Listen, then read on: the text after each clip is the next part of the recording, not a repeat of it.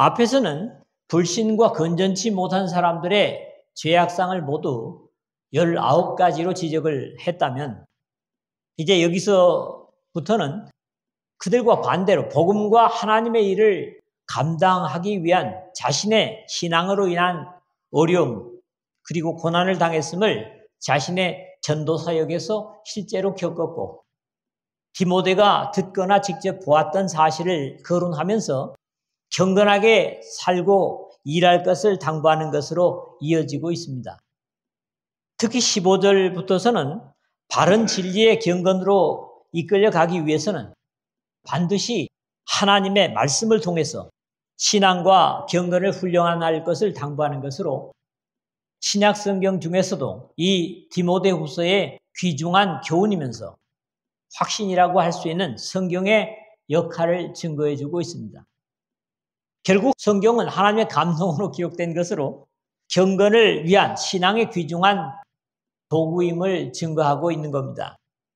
마지막 시대가 되어갈수록 신앙의 기준이 하나님의 말씀인 성경이 아니라 사람의 편리와 안위를 위해서 사람이 만든 소위 말하는 교리로 더 옮겨가게 될 것임은 성경에서 끊임없이 경계해온 내용입니다.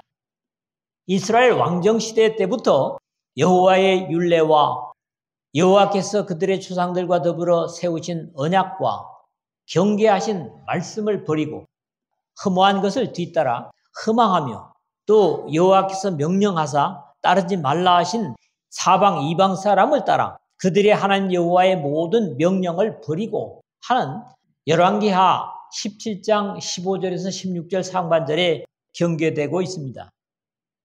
예수 그리스도께서 이 땅에 육신을 입고 계실 때도 그 부모를 공경할 것이 없다 하여 너희의 전통으로 하나님의 말씀을 폐하는도다.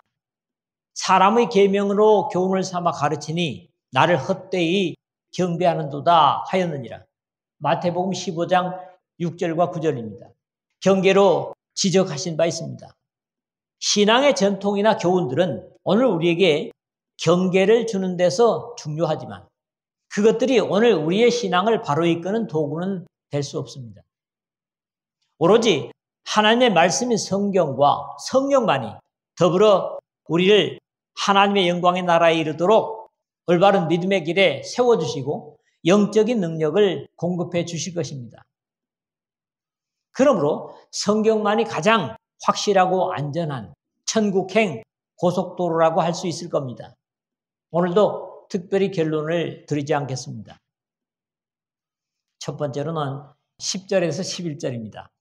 바울이 받은 박해와 고난을 그대로 회고하는 내용입니다. 오늘 내용에서 두 번째 주제에서 다루겠지만 하나님 안에 경건하게 살려고 하는 사람들은 세상은 가만두지 않음을 볼 수 있습니다. 오죽하면 베드로 사도는 사랑하는 자들아 너희를 연단하려고 오는 불시험을 이상한 일 당하는 것 같이 이상히 여기지 말고 오히려 너희가 기도의 고난에 참여하는 것으로 즐거워하라.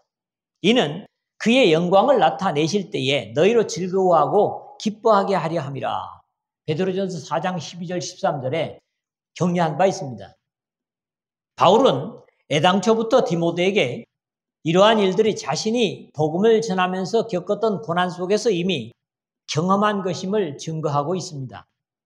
나의 교훈과 행실과 의향과 믿음과 오래 참음과 사랑과 인내와 10절인데 바울이 여기에 거론하는 7가지의 항목은 믿음 속에서만 나타날 수 있는 덕목입니다. 바울이 증거하는 나의 교훈은 대표적으로 데살로니가에서 증거했던 성경을 가지고 강론하며 뜻을 풀어 귀도가 해를 받고 죽은 자 가운데서 다시 살아나야 할 것을 증언하고 이르되 내가 너에게 전하는 이 예수가 곧 귀도라 하니 하는 사도행전 17장 2절 하반절에서 3절에 한 것처럼 우리 주 예수 그리스도의 십자가를 중심한 구속의 역사를 증거하는 것입니다. 이것이 바울의 교훈의 중심이었죠. 사실 십자가의 구속과 부활을 통한 죄인 구원보다 귀중한 교훈은 세상에 없습니다. 이런 이유에서 바울의 고백이 내가 너희 중에서 예수 그리스도와 그의 십자가에 못 박히신 것 외에는 아무것도 알지 않기로 작정하였습니다. 고린도전서 2장 2절에 증거하는 것입니다. 행실은 자신이 확신하고 전했던 복음의 논리가 이론이 아니라 실제적인 자신의 삶이었음을 이제 12절 이후부터 증거하고 있는 겁니다. 의향은 당연히 이런 삶을 살고 있는 바울의 계획이며 뜻입니다. 이러한 삶의 목표를 달성하려 하면은 내가 달려갈 길과 주 예수께 받은 사명, 곧 하나님의 은혜의 복음을 증언하는 일을 마치려 하면은 나의 생명조차 조금 더 귀한 것으로 여기지 아니하노라. 사도행전 20장 24절에 고백하고 있습니다. 또 믿음과 했는데 자신의 복음과 함께 달리는 인생의 과제는 절대적으로 믿음직한 하나님께서 그 일을 감당하여 마칠 때까지 변함없이 지키시고 이끌어 주실 것이라는 하나님 아버지에 대한 신뢰의 표현입니다. 오래 참음이라고 했는데 단어적인 의미는 긴 마음입니다. 신앙의 성장을 기다리는 자세로 예수들을 만난 후에 바울만큼이나 인내를 가진 사람도 흔치 않을 것입니다. 데살로니가 교회를 향하여 이러한 자신의 자세와 같이 모든 사람에게 오래 참으라. 데살로니가 전서 5장 14절에 믿음의 사람이 조급한 것은 옳지 않습니다. 베드로후서 3장 8절에서 9절에 천년을 하루같이 참으시는 하나님의 성품을 본다면 그렇습니다. 사랑과 인내와 했는데 죄인을 불쌍히 여기실 뿐만 아니라 사랑하시는 하나님의 사랑이 본보기이며 이웃은 물론 원수까지도 사랑하시는 하나님의 성품을 닮은 백성들의 마음으로 또 주께서 우리가 너희를 사랑함과 같이 너희도 피차간과 모든 사람에 대한 사랑이 더욱 많아 넘치게 하사. 역시 데살로니가전서 3장 12절에 한 것과 같아야 복음을 위해서 애쓸 수 있고 이러한 사랑을 가질 때 고통 가운데서도 오래 견딜 수 있는 인내가 가능할 것입니다. 박해를 받음과 고난과 또한 안디옥과 이고니온과 루스드라에서 당한 일과 어떠한 박해를 받은 것을 너가 과연 보고 알았거니와 주께서 이 모든 것 가운데서 나를 건지셨느니라 11절에 했는데 앞에서 자신의 영적 자세를 증거한 바울은 그러한 신앙적 자세를 가지고 복음을 전하며 거쳤던 도시들을 거론하면서 디모데를 만나기 이전에 겪은 안디옥에서부터 디모데가 직접 볼 수 있었던 루스드라에서 당한 일까지 거론하고 있습니다. 여기에서는 박해가 2번이나 언급되고 있고 이것은 주로 자신의 동족인 유대인들에 의한 박해였습니다. 바울의 견디기 힘든 박해는 물론 다메섹에서 예수들을 만나기 전 자신이 먼저 그랬지만 그도 예수께서 약속을 따라 나셨음에도 자신들의 역사 속에 나타나신 하나님의 구원의 진리를 전하는 것에 절대적으로 대항하는 유대인들의 박해였습니다. 어쩌면 바울은 자신이 했던 것을 보면서 자신의 복음 증거를 반대하는 유대인들을 참을 수 있었겠지요. 이렇게 동족들로부터 받은 박해가 바울에게는 더욱 고난이었습니다. 물론 바울은 골로새 교회를 향해서 오히려 이 고난을 기뻐한다고 나는 이제 너희를 위하여 받는 괴로움을 기뻐하고 귀도에 남은 고난을 그의 몸된 교회를 위하여 나의 육체에 채우노라 골로새서 1장 24절에 고백함을 듣습니다. 인생의 고난은 어쩌면 필연적인 것을 주장하는 욥의 친구인 엘리바스를 통한 증언이 사람은 고생을 위하여 났으니 불꽃이 위로 날아가는 것 같으니라. 욥기서 5장 7절에 했지만 그 고난이 죄가 아닌 의를 위한 것이라면 충분히 감사가 되는 것은 베드로 사도의 증거와 다르지 않습니다. 가치가 있는 것이죠. 그러나 의를 위하여 고난을 받으면 복 있는 자니 그들이 두려워하는 것을 두려워하지 말며 근심하지 말고 베드로전서 3장 14절이고요. 너희가 기도의 이름으로 치욕을 당하면 복 있는 자로다. 영광의 영 곧 하나님의 영이 너희 위에 계심이라 베드로전서 4장 14절에 말씀하고 있습니다. 바울의 복음을 위해서 죽기까지 한 사실을 디모데가 직접 봤을 뿐만 아니라 그것이 예수도의 복음을 위한 것이기 때문에 주께서 이 모든 것 가운데서 나를 건지셨느니라 11절 하반절에 확인해 주고 있습니다. 이것은 적어도 바울 사도의 신앙 고백입니다. 그가 이같이 큰 사망에서 우리를 건지셨고 또 건지실 것이며 이후에도 건지시기를 그에게 바라노라. 고린도후서 1장 10절에 예수 그리스도는 우리를 죄의 저주에서 건져주시려고 이 땅에 내려오셔서 십자가를 치셨고 건진받은 그의 모든 일꾼들과 백성들이 이 구원의 복음을 위해서 어떤 핍박과 고난을 당한다 해도 그 가운데서 반드시 건지실 것을 바울은 자신의 경험을 통해서 증거하고 있는 겁니다.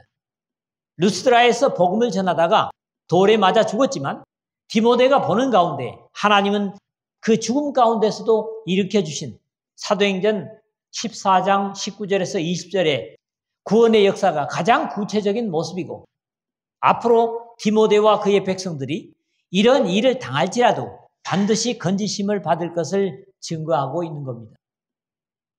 두 번째로는 12절에서 14절입니다. 경건하게 살고자 하는 자는 이러이러할 것이다. 그런 말씀이죠. 복음을 위해 살려고 하면 반드시 핍박과 고난을 각오해야 함을 지적한 바울은 예수 그리스도를 따르며 경건한 삶을 살려고 한다면 속이고 속는 이 세상에서는 박해를 각오해야 함을 지적하면서 이 불합리한 박해를 능히 이기며 살 수 있는 생명의 삶의 지침이 바로 디모데가 어려서부터 배우고 확신해온 하나님의 말씀임을 증거해주고 있습니다. 무릇 그리스도 예수 안에서 경건하게 살고자 하는 자는 박해를 받으리라 12절인데 경건이나 믿음은 디모데 전후서의 기본 단어입니다. 어쩌면 세상 속에서 섞여 일반적으로 산다면 이런 어려움은 겪지 않아도 되겠지만 세상과 구별되어 하나님을 닮은 삶을 살려고 하면 박해를 각오해야만 한다는 권면입니다. 분명히 우리에게 행복한 것도 아니고 좋은 것도 아니지만 믿음의 사람이라면 각오해야 된다는 거예요. 그럼에도 바울은 자신의 동역자인 디도에게 우리를 양육하시되 경건하지 않은 것과 이 세상 정욕을 다 버리고 신중함과 의로움과 경건함으로 이 세상에 살고 디도서 2장 12절에 격려하고 있음을 읽습니다. 디모데는 이미 루스드라에서 돌에 맞고 죽었다가 다시 살아나면서 둘러선 사람들에게 제자들의 마음을 굳게 하여 이 믿음에 머물러 있으라 권하고 또 우리가 하나님의 나라에 들어가려면 많은 환난을 겪어야 할 것이라 하고 사도행전 14장 22절에 말하는 바울의 당부를 이미 들은 바 있었을 겁니다. 적어도 그리스도인으로 바로 살려고 한다면 이미 그것은 환난이든 박해이든 각오하고 살아야 한다는 겁니다. 그러면서 이러한 핍박에는 분명한 보상이 있음도 바울은 생각하건대 현재의 고난은 장차 우리에게 나타날 영광과 비교할 수 없느니라. 로마서 8장 18절에 확신을 증거한 바 있습니다. 악한 사람들과 속이는 자들은 더욱 악하여져서 속이기도 하고 속기도 하나니 13절인데 예수 안에서 경건하게 살고자 하는 자는 박해를 받으리라 했다면 여기서는 경건한 사람들을 박해하는 악한 사람들, 즉 악한 세상 사람들의 상태를 지적하고 있는 겁니다. 믿음의 사람들이 더욱 경건해지려고 애쓰지 않는다면 경건해질 수 없고 악한 사람들은 오히려 더욱 악하여지는 것은 범죄한 사람의 자연적인 상태입니다. 사람은 경건해지려는 훈련과 노력이 없으면 그냥 그대로가 아니라 점점 악하여진다는 것이 자연스러운 비극입니다.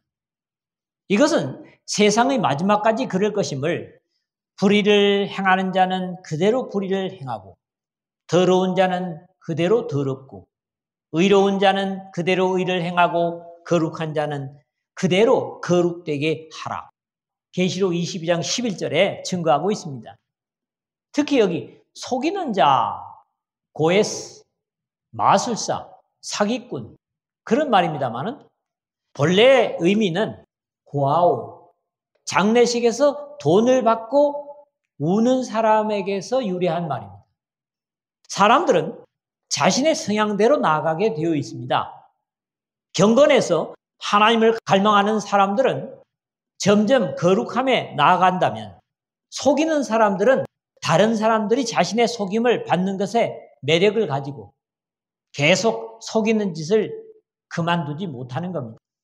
그럼에도 거기서 끝나지 않고 자신도 같은 부류의 사람들에게 속임을 당하기도 하게 되는데, 문제는 그런 데서 개선되어 변화되는 것이 아니라 점점 더욱 악하여진다는 안타까운 결과를 보는 겁니다.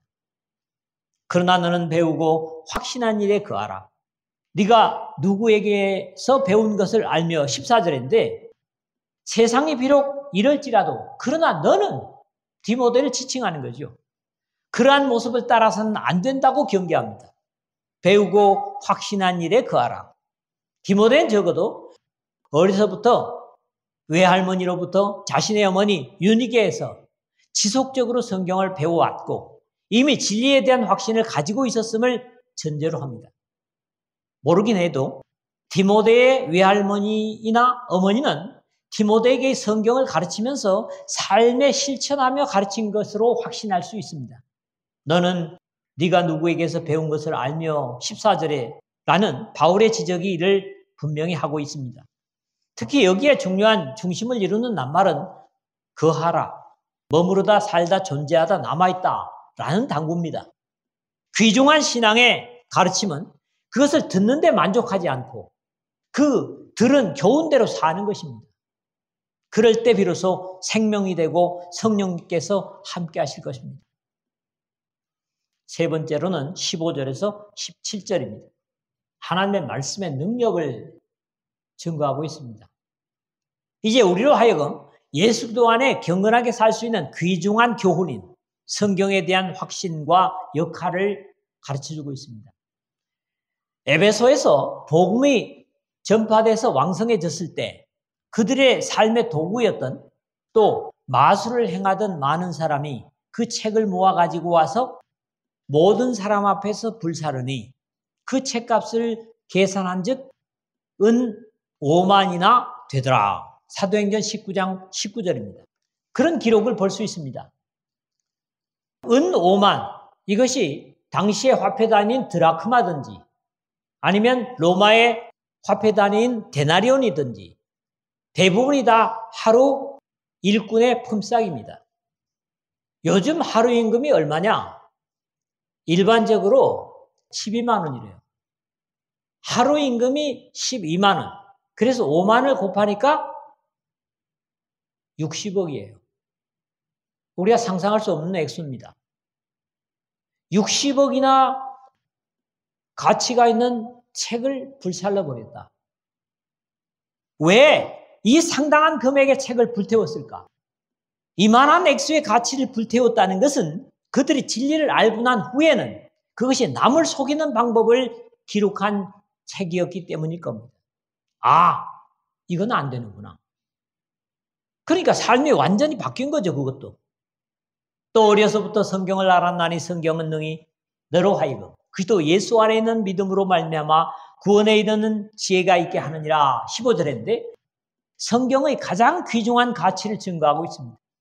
마귀 사탄의 어두운 지혜는 하나님의 언약을 의심하게 하고 희락의 동산에서 사람을 쫓겨나게 만들었습니다. 그럼에도 사람을 희락의 동산에 다시 회복하는 방법이 바로 하나님께서 그의 성령을 통해서 기록해 하신 하나님의 말씀인 성경입니다. 이런 귀중한 생명의 도구인 성경을 또 어려서부터 성경을 알았나니 15절 상반절에 라는 것 자체가 얼마나 귀한지를 일깨워주고 있는 증거입니다. 지금 세상 사람들이 어려서부터 끊임없이 배우는 것은 다른 사람들보다 앞서는 경쟁의 훈련입니다. 이것은 어쩌면 사람의 교육이라기보다는 짐승의 훈련입니다. 다른 사람은 다 죽을지라도 나는 살아남아야 한다는 무서운 약육강식의 밀림의 방식입니다. 그렇기 때문에 누구든지 어려서부터 성경을 알았다면 성경은 그렇게 가르치질 않죠? 그렇지 못한 사람들보다 감사해야 하고 책임을 가져야만 합니다. 어려서부터 성경을 알았다는 걸 말해요. 글쎄 여기 계신 분들 그렇게 감사를 가지고 있는지 모르겠어요. 저는 어려서부터 성경을 몰랐기 때문에 그런 사람들이 대단히 부럽고 또 부럽습니다. 이 구절에 구원에 이르는 지혜가 있게 하느니라 15절 하반절에 하는 확신이야말로 대단히 귀중한 확인입니다. 세상의 사람들은 대부분 지혜를 사랑하고 그것이 철학의 영역을 이끌어왔습니다. 그럼에도 철학은 이 육신의 삶을 지혜롭게 살아남을 수 있는 지혜를 가르칠 뿐입니다. 세상의 어떤 종교도 철학도 구원에 이르는 지혜를 가르치는 교훈은 없습니다. 성경밖에는요. 왜냐하면 구원에 이르는 지혜는 그리스도 예수 안에 있는 믿음으로 말미암아서만 가능하기 때문입니다. 여기 능인으로 하여금 하여 디모데는 물론이고 누구든지 그리스도 예수 안에 있는 믿음으로만 접근한다면 능히 구원에 이르는 지혜를 누릴 수 있기 때문입니다. 사람의 종류에 관계없이 말입니다. 모든 성경은 하나님의 감동으로 된 것으로 교훈과 책망과 바르게 함과 의로 교육하기에 유익하니 16절인데 이제는 성경 기록의 과정과 역할에 대해서 가르칩니다. 먼저 모든 성경은 율법서, 역사서, 시가서는 물론 선지서로 구성된 구약 성경 전체를 가르치는 말입니다. 하나님의 감동으로 된 것으로 16절 상반절에 성경은 사람에 의해서 쓰여졌지만 사람의 의도에 의해서 쓰여진 책은 결코 아닙니다. 기록한 사람은 도구일 뿐이고 성경의 저자는 바로 하나님이십니다. 예언은 언제든지 사람의 뜻으로 낸 것이 아니요 오직 성령의 감동하심을 받은 사람들이 하나님께 받아 말한 것입니다. 베드로후서 1장 21절에 말씀하고 있죠. 마치 하나님께서 아담을 흙으로 지으신 후에 그 코에 생기를 불어넣으신 것처럼 하나님께서 도구로 택하신 사람의 영혼 속에 성령을 불어넣으심으로 생명의 말씀을 기록하게 하셨다는 그런 의미로 이해가 가능합니다. 성경 기록의 목적은 누구보다도 사도 요한을 통한 기록이 가장 분명하다고 믿습니다. 오직 이것을 기록하면 너희로 예수께서 하나님의 아들 그리스도이심을 믿게 하려 하며 또 너희로 믿고 그 이름을 힘입어 생명을 얻게 하려 함이니라. 요한복음 20장 31절인데 중요한 또 한 가지 성경이 무엇을 기록하고 있는가 하는 것인데 역시 요한 사도가 이를 증거해주고 있습니다. 너희가 성경에서 영생을 얻는 줄 생각하고 성경을 연구하거니와 이 성경이 곧 내게 대하여 증언하는 것이니라. 요한복음 5장 39절에 하신 우리 주님의 직접적인 말씀입니다. 성경은 바로 예수 그리스도를 통한 인류 구원을 위해 기록된 것이라는 분명한 목적을 확인할 수 있습니다. 이 외에 많은 목적이 있다고 할지라도 그것은 부수적일 뿐 여기에는 미치지 못할 것입니다. 교훈과 책망과 바르게 함과 의로 교육하기에 유익하니 16절 하반절인데 이것은 적어도 천국으로 가는 하나님의 백성이 된 사람들에게 주시는 유익입니다. 왜냐하면 예수 그리스도 안에 있는 거듭남이 없이는 성경을 통한 이런 유익을 기대할 수 없기 때문입니다. 신앙교육의 교과서는 성경 외에는 의미도 없고 가치도 없다고 감히 말할 수 있습니다. 이런 입장에서 바로 교훈인 거죠. 다음으로 책망인데 성경은 듣기 좋은 말만 하는 것이 아니라 하나님의 말씀을 불순종하는 사람들에게는 반드시 책망을 주십니다. 이 책망은 또 성령의 사역이기도 합니다. 우리 주님께서 성령의 오심을 예언하시면서 그가 와서 죄에 대하여 의에 대하여 심판에 대하여 세상을 책망하시리라. 요한복음 16장 8절에 증거하셨기 때문입니다. 그 다음에 바르게 함이라 했는데 올바른 상태로 회복, 또 교정, 고침, 개선 그런 말인데 본래 의미가 뭐냐? 위에다가 똑바로 세운다. 위에다가 다시 바로 세운다. 이런 의미입니다. 하나님의 말씀인 성경은 항상 옳지 못한, 건전치 못한 교훈에서 우리를 회복시키는 유일한 신앙의 지침서입니다. 의로 교육하기에 유익하니 앞에서 마술을 가르치는 얘기를 했지만은 성경의 가장 중요한 역할은 사람들로 하여금 사람의 정의 수준이 아닌 하나님의 의, 즉 공의를 가르치는 유일하고 효과 있는 교과서인 겁니다. 이는 하나님의 사람으로 온전하게 하며 모든 선한 일을 행할 능력을 갖추게 하려 함이라. 17절 마지막인데 이 성경을 통한 교훈의 목적을 지적하고 있습니다. 도덕적이거나 윤리적인 사람이 되는 것을 위해서 이 교훈을 주신 것이 아니라 바울이 이미 디모데를 향하여 오직 너 하나님의 사람아 이것을 피하고 의와 경건과 믿음과 사랑과 인내와 온유를 따르며 디모데전서 6장 11절에 당부를 준 것처럼 그 교과서가 바로 이 성경인 것을 확인하고 있는 겁니다. 또 이런 완전한 하나님의 사람이 된다면 사람의 수준에서가 아니라 하나님 보시기에 선한 일을 할 수 있는 능력을 성령과 함께 감당하게 할 것을 확신하는 겁니다. 참고로 능력을 갖추게 함이라 하는 것은 어떤 일을 시작할 수 있게 완벽하게 준비한다는 말입니다. 마치 배가 이제 지어서 운행할 수 있도록 준비된 상태를 의미하는 엑사르티조라는 말이 쓰이고 있습니다. 그렇습니다. 하나님의 말씀만이 우리로 하여금 하나님 수준에서 맞는 선을 행할 수 있는 모든 착한 일을 할 수 있는 또 하나님 나라에 합당한 그런 사람으로 교육시키기에 완전한 책입니다. 다른 세상의 모든 책들은 읽는 것으로 끝나지만 성경은 그 읽는 사람으로 하여금 기도하고 바라고 기대한다면 바로 성령께서 함께 하시기 때문에 성경을 기록하게 한 성령께서 함께 하시기 때문에 원저자의 심정으로 읽을 수가 있는 겁니다. 이게 믿음으로 성경을 보는 것과 그냥 보는 것에 큰 차이가 있는 거죠. 여러분 모두가 성령의 충만으로 성경을 읽음으로 이 세상 속에서 다른 사람과 다르게 하나님께서 기뻐하시고 온전하신 뜻을 감당하는 선한 하나님의 백성으로 사시기를